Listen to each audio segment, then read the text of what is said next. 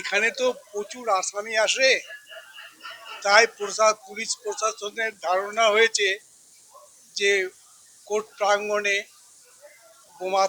বোমাতঙ্ক তৈরি হয়েছে।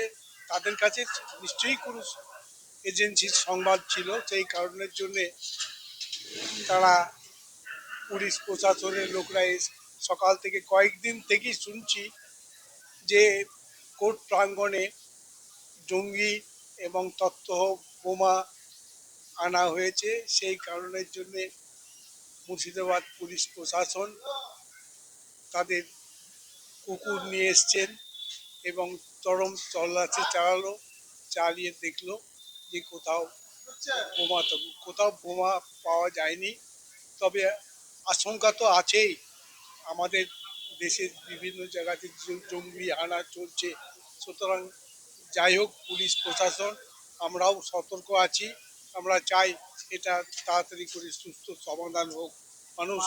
আমরা এখানে প্রচুর মানুষ আসেন গ্রামান্তর থেকে, যদিও তারা আসামি, কিন্তু তবুও কোথা থেকে এই যে আতঙ্ক তার তৈরি হয়েছে সেটা নির্মূল করা অতি জরুরি।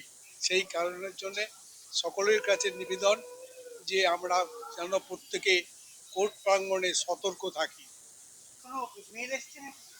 না, কোনো মেলকে কোনো কিছু আসেনি। এটা তো পুলিশ প্রশাসনের ব্যাপার।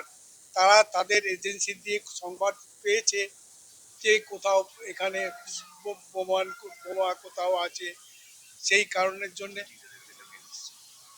ও ওর ডিস্ট্রিক্ট জাজের কাছে একটা মেল এসছে বলে শুনেছি, আমি কনফার্ম নই। এই মেল যদি এসে থাকে তাহলে এটা অত্যন্ত ভয়ঙ্কর ব্যাপার। জেলা জজ তার কাছে যদি এই ধরনের কোনো মেল আসে তাহলে অত্যন্ত ভয়ঙ্কর ব্যাপার।